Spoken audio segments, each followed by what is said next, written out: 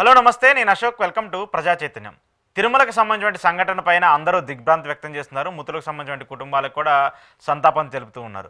AP రాజకీయ పార్టీలకు సంబంధించిన నేతలందరూ కూడా తిరుమల చేరుకొని అక్కడ ఎవరైతే క్షతగాతులు ఉన్నారో వాళ్ళని పరిశీలిస్తున్నారు. ఆ తర్వాత కూడా హాస్పిటల్లో ఉన్న వాళ్ళందరికీ కూడా వాళ్ళ ఆరోగ్య పరిస్థితులపైన ఎలా ఉన్నాయి ఏంటి అనేది కూడా తెలుసుకుంటూ ఉన్నారు. ఇప్పటికే ముఖ్యమంత్రి, ఉప ముఖ్యమంత్రి, అలాగే ప్రతిపక్ష నేత అయినటువంటి జగన్మోహన్ రెడ్డి కూడా తిరుమల చేరుకున్నారు. తిరుమలలోకి చేరుకున్నటువంటి రియా హాస్పిటల్ కావచ్చు, అలాగే సిమ్స్ కావచ్చు, వీటన్నిటిలో ఉన్నటువంటి ఎవరైతే ఉన్నారో బాధితులు వాళ్ళందరినీ కూడా పరామర్శిస్తూ వస్తున్నారు. దీనికి సంబంధించినటువంటి తప్పిదాలు ఏం జరిగాయి, ఎలా జరిగాయి, ఎందుకు జరిగాయి అనే అంశం మీద కూడా సుదీర్ఘంగా ఒక చర్చలు అయితే జరుగుతూ ఉన్నాయి. అయితే మిగతా బాధితులు ఎవరైతే ఉన్నారో వాళ్ళకి సంబంధించి మెరుగైన ఆరోగ్య చికిత్స అందించాలని చెప్పేసి కూడా అధికారులకు ఆదేశించారు ముఖ్యమంత్రి చంద్రబాబు నాయుడు గారు. ఇక మరోవైపు ఎవరైతే మృతి చెందినటువంటి ఉంటారో వాళ్ళ కుటుంబ సభ్యులకు కూడా 25 లక్షల ఎక్స్‌గ్రేషియా ప్రకటించింది ఏపీ ప్రభుత్వం. ఇంతవరకు ఓకే, ఇంతవరకు చాలా బాగుంది. ఆ తర్వాత మాట్లాడినటువంటి మాటలు కావచ్చు, చేసినటువంటి ఇష్యూస్ కావచ్చు, చేసినటువంటి కామెంట్స్ కావచ్చు, చాలా భిన్నంగా ఉన్నాయి. నేను ఒక్కొక్కటిగా కోట్ చేస్తూ వస్తాను. ముందుగా ఉప ముఖ్యమంత్రి పవన్ కళ్యాణ్ గారు కొన్ని కీలక వ్యాఖ్యలు చేశారు. ఈ యొక్క సంఘటనా స్థలాన్ని పరిశీలించిన తర్వాత ఆయన చేసినటువంటి వ్యాఖ్యలు కావచ్చు, అధికారులపై ఆయన ఆగ్రహం వ్యక్తం చేసినటువంటి తీరు కావచ్చు, చాలా భిన్నంగా ఉంది, చాలా విచిత్రంగా కూడా ఉంది. ఏం విచిత్రంగా ఉందంటే, ఈవో శ్యామలరావు గారు దీనికి సంబంధించి పూర్తిగా విఫలమయ్యారు. జేఈఓ వెంకయ్య చౌదరి గారు కూడా దీనికి సంబంధించి పూర్తిగా విఫలమయ్యారు. పోలీసుల అధికారులు అయితే అసలు వాళ్ళు ఏం చేస్తున్నారో వాళ్ళకి అర్థం కావట్లేదు. తొక్కిసలాట జరుగుతూ ఉన్నా కూడా పోలీసులు కట్టడి చేయలేకపోయారని చెప్పేసి పవన్ కళ్యాణ్ గారు కామెంట్ చేస్తున్నారు. ఈవో శ్యామలరావు గారు ఓకే, ఆయన కూడా ఒక మెయిన్ ఎంటిటీ, ఆ బాడీకి సంబంధించి మెయిన్గా చూడాల్సిన వాళ్ళు జేఈఓ, ఆయన కూడా ముందించారు. మరి చైర్మన్ ఏం చేస్తున్నారు? చైర్మన్కి సంబంధించి కూడా మాట్లాడాలి కదా. చైర్మన్ చెప్తేనే కదా ఈ కింద వాళ్ళందరూ పనిచేసేది. చైర్మన్ చెప్తేనే కదా ఈ కింద కార్యక్రమాలు ఎలా చేయాలి ఏంటి అనేది కూడా చెప్తూ వచ్చేది. దానందరినీ పక్కన పెట్టేశారు. సనాతన ధర్మం గురించి మాత్రం మాట్లాడేటప్పుడు మాత్రం పుంకాలుగా పెద్ద కళ్ళు చేసుకొని పెద్దగా అరుస్తూ చెప్తున్నారు. ఇక్కడ మాత్రం సున్నితంగా ప్రభుత్వం ఫెయిల్ అయిపోయింది, టీటీడీ ఫెయిల్ అయిపోయింది, ఈవో ఫెయిల్ అయిపోయారు, జేఈఓ ఫెయిల్ అయిపోయారు, పోలీసులు ఫెయిల్ అయిపోయారని చెప్తూ ఉన్నారు. మీరే కదా ప్రభుత్వం, ఆ ప్రభుత్వంలో కూడా మీరే ఒక భాగమే కదా. నిన్న జరిగినటువంటి మీటింగ్లో మీ పార్టీకి సంబంధించినటువంటి బోర్డు మెంబర్లు కూడా ఉన్నారు కదా, 3-4 జనసేనకు సంబంధించిన బోర్డు మెంబర్లు కూడా ఉన్నారు కదా. మరి వాళ్ళది కూడా తప్పే కదా, వాళ్ళ మీద కూడా చర్యలు తీసుకోవాలని చెప్పేసి మీరు చెప్పాలి కదా. టీటీడీకి అంటే ఈ ఘటనకు సంబంధించి ఎవరైతే బాధ్యులు ఉంటారో వాళ్ళందరికీ కఠినంగా చర్యలు తీసుకోవాలి, వాళ్ళందరికీ శిక్ష వేయాలి. ఎందుకంటే 6 ప్రాణాలు తీయడానికి కారణం వాళ్ళే అని చెప్పేసి పవన్ కళ్యాణ్ గారు ఇంత గట్టిగా చెప్తూ ఉన్నప్పుడు, మరి ఈ కార్యక్రమాన్నిటికీ రూపకల్పన చేసినటువంటి టీటీడీ బోర్డు మీద ఎలాంటి చర్యలు తీసుకోవాలి? ఈఓ మీద చర్యలు తీసుకోవచ్చు, జేఈఓ మీద చర్యలు తీసుకోవచ్చు, డిఎస్పీ మీద చర్యలు తీసుకోవచ్చు, ఎస్పీ మీద చర్యలు తీసుకోవచ్చు. మిగతా పెద్దవాళ్ళ మీద ఎవరి మీద చర్యలు తీసుకోకూడదు. దీనికి సంబంధించిన కారణాల మీద మాత్రం మాట్లాడరు. ఎందుకు సెక్యూరిటీ కల్పించలేకపోయారు? ఇలాంటి ఒక కార్యక్రమం జరుగుతుందని ప్రభుత్వానికి ముందుగానే ఇంటిమేషన్ ఉంటుంది కదా. ఎంతమంది భక్తులు వస్తారో ప్రభుత్వానికి ముందుగానే ఇంటిమేషన్ ఉంటుంది కదా, టీటీడీకి ముందుగానే ఇంటిమేషన్ ఉంటుంది కదా. ఇన్ని సంవత్సరాల నుంచి 45-50 సంవత్సరాల నుంచి బ్రహ్మాండంగా తిరుమలలో బ్రహ్మోత్సవాలు జరుగుతూ ఉన్నాయి. రాజకీయాలు వచ్చిన తర్వాత, టీటీడీ అనేటువంటి ఒక సంస్థ ఏర్పడిన తర్వాత వైకుంఠ ఏకాదశి సంబంధించి బ్రహ్మాండంగా వేడుకలు చేస్తున్నామని చెప్పేసి ప్రభుత్వం చెప్తుంది కదా. దీనికి సంబంధించి కూడా మీరు అన్ని అరేంజ్మెంట్స్ చేస్తున్నారు కదా.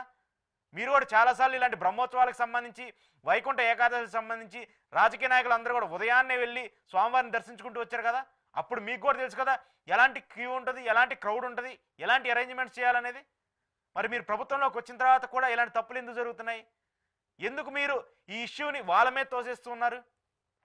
టీటీడీ చైర్మన్కి సంబంధించి ఎందుకు సైడ్ ట్రాక్ పట్టిస్తూ ఉన్నారు? ఈఓ, జేఈఓ, డిఎస్పీ, పోలీసులదే ఈ ముగ్గురిదే బాధ్యత అనే విధంగా పవన్ కళ్యాణ్ గారు చేసినటువంటి కామెంట్స్. ఆయన ఏదైతే తిరుమలకు సంబంధించి అక్కడ వాళ్ళ క్షతగాతులను కావచ్చు, లేదంటే హాస్పిటల్లో చికిత్స పొందుతున్న వాళ్ళని కావచ్చు, వాళ్ళందరినీ పరామర్శించిన తర్వాత ఆయన వీళ్ళ మీద ప్రధానంగా చేస్తూ వచ్చారు. హోంమంత్రి మీద ఆయన ఎప్పుడు ఒక టార్గెటింగ్గానే మాట్లాడుతూ వచ్చారు. ఇప్పుడు కూడా ఆయన టార్గెటింగ్గా మాట్లాడుతూ వచ్చారు. ఏంటి, హోంశాఖ విఫలమైంది, పోలీసులకు సంబంధించి సరిగా భద్రత కల్పించలేకపోయారు, పోలీస్ శాఖ విఫలమైంది, ఎస్పీ విఫలమయ్యాడు.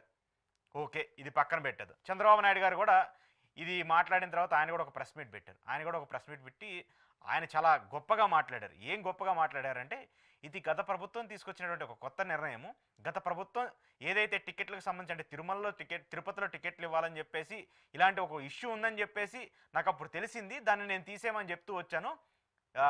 టీటీడీ చైర్మన్కి చెప్తూ వచ్చాను, టీటీడీ ఈవోకి చెప్తూ వచ్చాను. కానీ ఆ తర్వాత నేను దాని గురించి ఆలోచించలేదు. ఎందుకంటే నాకు మిగతా వాటి మీద చాలా పనులు చేసుకునేటువంటి దృష్టి మరలించాలి కాబట్టి దీని మీద దృష్టి పెట్టలేదు. దానికి సంబంధించి నేను వెంటనే చర్యలు తీసుకోమని చెప్పాను. వాటన్నిటిని కూడా మార్చి మనకు పద్ధతులకు అనుగుణంగా కొత్త నిర్ణయాలు తీసుకోమని చెప్పేసి నేను టీటీడీ చైర్మన్కి ఈవో గారికి చెప్పానని చెప్పేసి సాక్షాత్ ముఖ్యమంత్రి చంద్రబాబు నాయుడు గారు ప్రెస్ మీట్ చెప్పి మాట్లాడుతూ వచ్చారు. ఇంకోటి ఏం మాట్లాడారంటే ఆగమ శాస్త్రానికి కూడా సంబంధించి అంటే వైకుంఠ ఏకాదశి సంబంధించి 10 రోజుల పాటు నిర్వహించాలని చెప్పేసి గత ప్రభుత్వం తీసుకొచ్చింది. అది ఆగమ శాస్త్రానికి సంబంధించిన పండితులు కావచ్చు, పూజారులు కావచ్చు, దాన్ని ఆహ్వానిస్తారో లేదో నాకైతే తెలియదు. కానీ ఇలాంటి నిర్ణయాన్ని గత ప్రభుత్వమే తీసుకొచ్చిందని చెప్పేసి ఆయన చెప్తూ ఉన్నారు. అలాగే టికెట్లకు సంబంధించి అంటే ప్రధానంగా వైకుంఠ ఏకాదశికి సంబంధించి ఏదైతే టికెట్లో టోకెన్లో జారీ చేస్తూ వస్తున్నారో అది గత ప్రభుత్వం తీసుకొచ్చింది. ఆ నిర్ణయాన్ని ఈ ప్రభుత్వం కూడా కొనసాగించింది అని చెప్తున్నారు. అంటే ఈ నిర్ణయాన్ని ఈ ప్రభుత్వం కూడా కొనసాగించిందంటే 8 నెలల పాటు కూటమి సర్కార్ అధికారంలోకి వచ్చి 8 నెలలు అయింది. పుంకాలుగా జగన్మోహన్ రెడ్డి పదే తిడుతూ మాట్లాడుతూ వచ్చారే. లడ్డు అని చెప్పేసి కల్తీ లడ్డు అని అది ఇది అని చెప్పేసి ప్రచారం చేస్తూ వచ్చారు. అన్య మతాలని చెప్పేసి అలా ప్రచారాలు చేస్తూ వచ్చారు. మరి ఇన్ని మతాలు ప్రచారాలు చేసేటప్పుడు, ఇన్ని విధంగా దూషించేటప్పుడు మరి ఈ ఇష్యూకి సంబంధించి దీన్ని రెక్టిఫై చేయాలి. గత ప్రభుత్వం ఇలాంటి ఒక నిర్ణయం తీసుకుంది, దీన్ని రద్దు చేస్తూ మన ప్రభుత్వం వచ్చింది, టీటీడీకి సంబంధించి ఒక కొత్త బోర్డు వచ్చింది, టీటీడీకి సంబంధించి కొత్త చైర్మన్ వచ్చాడు, కొత్త ఈవో వచ్చారు. మరి దీన్ని మార్చాలని చెప్పేసి ఎందుకు చంద్రబాబు నాయుడు గారు వాళ్ళకి చెప్పలేదు, దృష్టి పెట్టలేదు, వీటిని చేంజ్ చేయాలని చెప్పలేదు? మిగతా వాటి మీద మాట్లాడటానికి, తిరుమలకు సంబంధించిన వ్యవహారాల మీద మాట్లాడటానికి మాత్రం టైం ఉంటుంది. తిరుమలకు సంబంధించిన వ్యవహారాల మీద గతంలో ఉన్నటువంటి ఓడిపోయినటువంటి ఒక పార్టీని తీసుకొచ్చి రాజకీయాల్లో మాట్లాడి వాళ్ళకి ముడిగట్టేసి మాట్లాడటానికి టైం ఉంటుంది. కానీ ఈ విషయాలకు సంబంధించి మాత్రం మాట్లాడటానికి టైం ఉండదు. మిగతా విషయాలన్నిటికీ మాత్రం టైం ఉంటుంది. ఇప్పుడు దీనికి క్లియర్గా కనిపిస్తుంది ఏంటంటే ఈ ఇష్యూని సైడ్ ట్రాక్ చేసేసి ఈజీగా పోలీసుల మీద, ఈవో మీద, జేఈఓ మీద తోసేయాలని చెప్పేసి ప్రభుత్వం ప్రీ ప్లాన్డ్గా చేస్తున్నట్టు క్లియర్గా కనిపిస్తుంది. ముఖ్యమంత్రి గారు అదే మాట్లాడుతున్నారు, ఉప ముఖ్యమంత్రి గారు మాట్లాడుతున్నారు, టీటీడీ అదే మాట్లాడుతుంది. అసలు చైర్మన్ గారు అయితే నేను ఆల్రెడీ నిన్న సమావేశం పెట్టి అందరికి ఇండికేషన్స్ ఇచ్చేసాను, మీరు ఎలా చేయాలి ఏంటనేది నేను ముందుగానే చెప్పాను. ఇంతమంది జనాభా వస్తారని చెప్పేసి నాకు సమయం ఉంది, ఇంతమంది జనాభా వస్తారని చెప్పేసి నాకు ఒక ఆలోచన ఉంది, దానికి సంబంధించి నేను ఇండికేషన్స్ కూడా ఇచ్చాను. కానీ పోలీసులు విఫలమయ్యారు, బోర్డు విఫలమైంది. ఆ బోర్డుకి అధ్యక్షుడే మీరు కదా సార్, ఆ బోర్డుకి చైర్మనే మీరు కదా. మరి చైర్మన్గా ఉండి మీరు ఏం చేస్తున్నట్టు? మరి వీళ్ళని సస్పెండ్ చేయరా?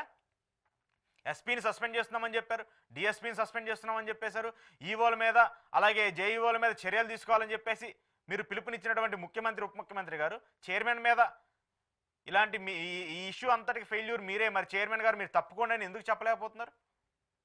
గతంలో ఇలాంటి ఇన్సిడెంట్స్ అంటే కనీసం తిరుమలకు వెళ్ళి అప్పుడు జగన్మోహన్ రెడ్డి అధికారంలో ఉన్నప్పుడు తిరుమలకు వెళ్ళి ఏమైనా రాజకీయంగా మాట్లాడినా, ఏమైనా వ్యాఖ్యలు చేసినా కూడా పదే ఈవో రాజీనామా చేయాలి, టీటీడీ చైర్మన్ రాజీనామా చేయాలి, సుబ్బారెడ్డి రాజీనామా చేయాలి, లేదంటే అప్పారావు రాజీనామా చేయాలి, ఇంకోళ్ళు రాజీనామా చేయాలి, పదే రాజీనామాల గురించి మాట్లాడేవాళ్ళు. ఇంత పెద్ద ఘటన జరిగింది, 6 మంది చనిపోయారు, ఇంకా చాలామంది ప్రాణాలతో కొట్టుమిట్టాడుతూ ఉన్నారు హాస్పిటల్లో. మరి వాళ్ళకి సంబంధించి ఇంత జరిగినప్పుడు మరి మిగతా వాళ్ళు రాజీనామా చేయమని చెప్పేసి మీరు ఎందుకు చెప్పలేదు? అప్పటికప్పుడు పేపర్ల మీద సంతకాలు పెట్టి రాజీనామా, సస్పెండ్ అని ఎందుకు రాసివ్వట్లేదు? సస్పెండ్ చేయండి కదా, ఇప్పుడు కూడా అందరిని కూడా రాజీనామా చేయించండి, తీసేసి పక్కన పెట్టండి. ఈ వీళ్ళు పోయినా కూడా మళ్ళీ ఒకళ్ళు వచ్చేది మీ మనుషులే. ఈ చైర్మన్ పోయినా ఇంకో చైర్మన్ మీ వ్యక్తులకు సంబంధించే వస్తారు.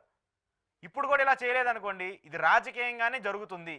ప్రజల ప్రాణాలు పోయినా, భక్తులు పోయినా, ఎవరు పోయినా సరే మాకు రాజకీయాలే ముఖ్యము, రాజకీయంగానే మేము ఏదైనా చేస్తామని చెప్పేసి చెప్తున్నట్టు ఒక నిదర్శనంగా ఇప్పుడు కూటమి ప్రభుత్వం ప్రయత్నిస్తుంది అనేది కూడా చెప్తూ మనకు అర్థమవుతూ ఉంటుంది. ఇక ఇంకోటి అయితే ఇంకా ఎంత దారుణం అంటే, ఇది నేను ఎందుకు ప్రధానంగా మెన్షన్ చేసుకుంటూ వస్తున్నానంటే, పేపర్లో అయితే అసలు అదే పనిగా సోషల్ మీడియాలో అయితే విపరీతంగా ట్రోల్స్, గత ప్రభుత్వానికి సంబంధించిన ఒక వ్యక్తిని పెట్టేసి, లేదంటే గత ప్రభుత్వంలో పనిచేసినటువంటి టీటీడీ చైర్మన్గా ఉన్నటువంటి వ్యక్తులకు పనిచేసి చనిపోయిన వాళ్ళ ఫోటోలు, ఎవరైతే ఇప్పుడు ఉదయమో నిన్నో చనిపోయినటువంటి ఫోటోలు ఎవరైతే ఉన్నారో వాళ్ళ ఫోటోలు పెట్టి కింద గత ప్రభుత్వానికి పనిచేసినటువంటి వాళ్ళ రాజకీయ నాయకులకు సంబంధించిన ఫోటోలు పెట్టి వీళ్ళ వల్లే వాళ్ళు చనిపోయారు, గతంలో అన్యమతస్థులు టీటీడీ చైర్మన్లుగా ఉన్నారు, గతంలో అన్యమతస్థులు టీటీడీ బోర్డు మెంబర్లుగా ఉన్నారు, వాళ్ళకి సంబంధించి ఇలా ఉంది కాబట్టి ఈ ప్రభుత్వం ఇలా జరిగింది. కొంచెమైనా అసలు మనం ఆ పోస్టులు పెట్టే వాళ్ళకన్నా కొంచెమన్నా మైండ్ నుండి పెడుతున్నారో లేకపోతే ఎలా పెడుతున్నారో నాకైతే అర్థం కాలేదు. గత ప్రభుత్వంలో టీటీడీ చైర్మన్లుగా లేదంటే టీటీడీ ఈవోలుగా అన్యమతస్థులు ఉంటే ఈ ప్రభుత్వంలో ఎలా జరుగుతుంది బాబు? ఈ ప్రభుత్వానికి సంబంధించి ఎలా ఉంటుంది? సోషల్ మీడియాలో అసలు అలా ట్రోల్ చేయడం మీకు చేయడానికన్నా కొంత అర్హత ఉండాలి కదా, కొంత వ్యాలిడిటీ ఉండాలి కదా. ఒక పోస్ట్ పెడుతున్నప్పుడు దానికి సంబంధించి నిజమెంత అబద్ధం ఎంత అనేది అర్థం చేసుకోవడానికైనా ఉండాలి కదా. అలా కాకుండా ఈజీగా ఒక టాపిక్ నుంచి ఎస్కేప్ అవ్వడానికి పక్కన వాళ్ళ మీద తోసేయడం. ఈ ఇష్యూని అయితే సక్సెస్ఫుల్గా చంద్రబాబు నాయుడు గారు, టీటీడీ చైర్మన్ గారు, అలాగే ఉప ముఖ్యమంత్రి గారు ముగ్గురు మీద అయితే తోసేశారు. ఈఓ మీద, జేఈఓ మీద, పోలీసుల మీద. వీళ్ళ ముగ్గురు విఫలమయ్యారు కాబట్టి 6 చనిపోయారు, ఇంతమందికి ప్రాణాలు ఇప్పుడు కొట్టుమిట్టాడుతూ ఉన్నారని చెప్పేసి సక్సెస్ఫుల్గా వాళ్ళ మీద తోసేసి వెళ్ళిపోయింది. ఇప్పుడు ఏం చెప్తున్నారంటే గత ప్రభుత్వం చేసినటువంటి తప్పుల వల్ల ఇలా జరిగిందని చెప్తున్నారు. గత ప్రభుత్వం చేసినటువంటి తప్పులు ఉంటే మీరు సరిదిద్దాలి కదా. 7 నెలలో 8 నెలల్లో మీరు అధికారంలోకి వచ్చి అయ్యింది, కొత్త టీటీడీ బోర్డుని అరేంజ్ చేశారు, కొత్త ఈవోని పెట్టుకున్నారు, మీకు నచ్చిన వాళ్ళకి టీటీడీ చైర్మన్ పదవి ఇచ్చారు, గత ప్రభుత్వం తీసుకొచ్చిన నిర్ణయాలన్నింటినీ కూడా మీరు రద్దు చేసుకుంటూ వచ్చారు.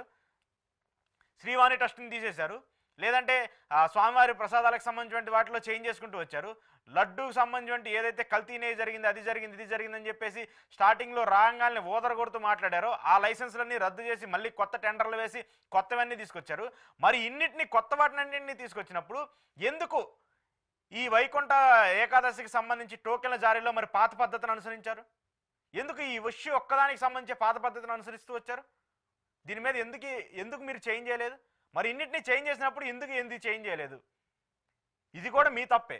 మీ తప్పుని కూడా సక్సెస్ఫుల్గా గత ప్రభుత్వం మీద ఇంకో ప్రభుత్వం మీద వేసేయడానికి చేసుకుంటూ వచ్చారు. దాని మీద ఈరోజు మెయిన్ పేపర్లలో మెయిన్ హెడ్డింగులు పెట్టి తొక్కిసలాటికి కారణం తంట, టికెట్ల తంట, గతం చేసినటువంటి ప్రభుత్వానికి సంబంధించి ఇగో వైసీపీ హయాంలో కొత్త పద్ధతి, ఆ పద్ధతిని తీసుకొచ్చారు, దానికి అనుగుణంగానే ఈ ప్రభుత్వం టికెట్లు ఇచ్చింది.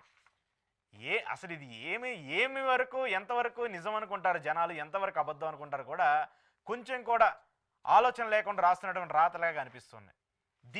ఇది పట్టుకొని సోషల్ మీడియాలో విపరీతంగా ట్రోలింగ్స్, సోషల్ మీడియాలో వాళ్ళు ఇలా చేశారు కాబట్టి ఇలా జరిగిందని చెప్పేసి రాస్తూ ఉంటాం, చెప్తూ ఉంటాం. ఇదంతా ఆపండి ఇక నుంచేనా.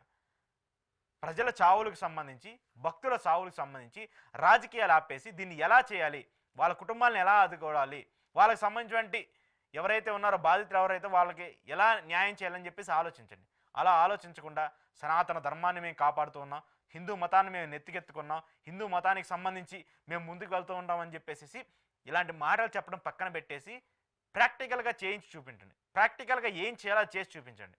అంతేకాని దేవుడి మీద నిందలేస్తూ దేవుడి మీద ఇలా జరిగింది, లేదంటే గత ప్రభుత్వం ఇలా చేసింది, ఈ ప్రభుత్వం ఇలా చేసిందని చెప్పేసి తప్పులు చేయడం ఆపేసేసి రాజకీయాలు పక్కన పెట్టేసేసి ఎవరైతే నష్టపోయినటువంటి బాధితులు ఉన్నారో వాళ్ళకి అండగా నిలవాల్సిన బాధ్యత ప్రభుత్వానికి ఉంటుంది. అసలు మార్నింగ్ అయితే మంత్రులందరూ హాస్పిటల్కి వెళ్ళి పరామర్శించి వచ్చిన తర్వాత దీని మీద రాజకీయం చేయొద్దు, టీటీడీ అనేది ఒక సపరేట్ బాడీ అని చెప్తున్నారు. టీటీడీ సపరేట్ ఎలా అవుతుందండి? మరి మీరే కదా గత ప్రభుత్వం మీద లడ్డులకు సంబంధించిన వ్యవహారం మీద అలిగేషన్స్ చేసుకుంటూ వచ్చారు. అప్పుడు కూడా మరి టీటీడీ సపరేట్ బాడీ అవుతుంది, ప్రభుత్వానికి సంబంధించి ఉండదు. అప్పుడు కూడా టీటీడీ మీరు రాజకీయంగా వాడుకోవాలనుకున్నప్పుడు మాత్రము టీటీడీ ప్రభుత్వానికి సంబంధించింది.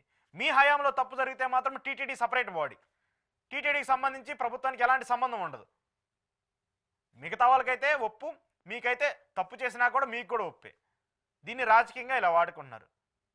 ఇకనైనా చంద్రబాబు నాయుడు గారు కావచ్చు, పవన్ కళ్యాణ్ గారు కావచ్చు, లేదంటే ప్రభుత్వానికి సంబంధించి వాళ్ళు కావచ్చు, ఒక తప్పు జరిగినప్పుడు వెంటనే వాళ్ళ మీద యాక్షన్ తీసుకోండి. యాక్షన్ తీసుకోవడం వల్ల మీ మీద నమ్మకం కలుగుతుంది ప్రజలకి. లేదు ఇంకొకరి మీద తోసేసి చిన్నగా సైడ్ అయిపోదాము, 4 రోజులు ఈ ఇష్యూ నడుస్తుంది, ఆ తర్వాత మళ్ళీ ఇంకో ఇష్యూ వస్తుంది అనుకుంటే మాత్రము ప్రజల్లో ఖచ్చితంగా మనం చేసినటువంటి మాటలు ఇంకా మైండ్లోనే ఉంటాయి. ఇప్పుడు తిరుమలకు వెళ్ళి స్వామివారి ప్రసాదాన్ని ఎవరు పట్టుకున్నా కూడా చూసినప్పుడల్లా మీరు చేసినటువంటి కామెంట్స్ గుర్తుకొస్తాయి.